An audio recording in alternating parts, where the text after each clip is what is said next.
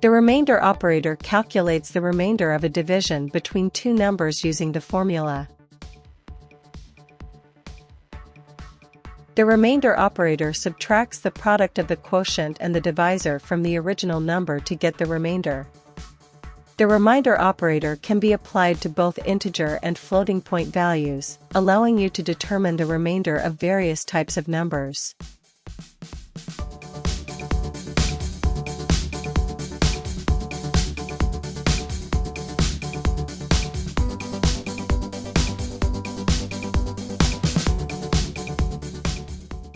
When working with integers, this calculation is exact. However, when using floating point numbers, float or double, rounding errors may occur because these types cannot represent all decimal values precisely. To avoid such rounding issues, it's recommended to use the decimal type for more accurate results.